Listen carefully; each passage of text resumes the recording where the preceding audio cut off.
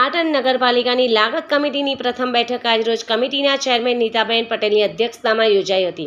આ બેઠકમાં શહેરના વિકાસ અને આવકના સ્ત્રોત વધારવા તેમજ જાહેરાતના બોર્ડ અંગેના વિવિધ મહત્વના મુદ્દાઓ પર વિસ્તૃત ચર્ચા વિચારણા કરીને નિર્ણયો લેવામાં આવ્યા હતા।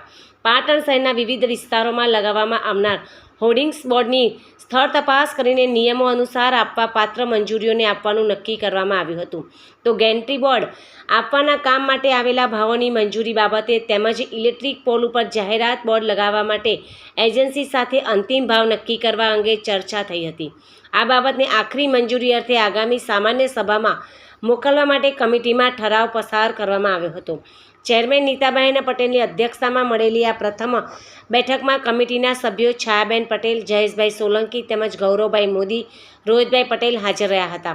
આ બેઠકમાં કમિટીના સભ્યો સહિત નગરપાલિકાનો સંબંધિત સ્ટાફ પણ હાજર રહ્યો હતો અને કામગીરીને સફળ બનાવી હતી।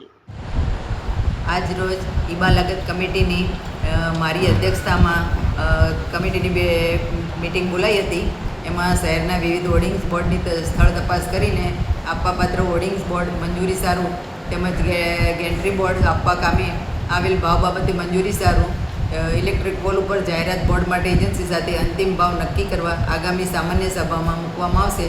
અને આ કમિટીની અંદર મારી સાથે છાયાબેન પટેલ, જયેશભાઈ સોલંકી અને ગૌરવભાઈ મોદી અને રોહિતભાઈ પટેલ સાથે રહ્યા હતા સભ્યો।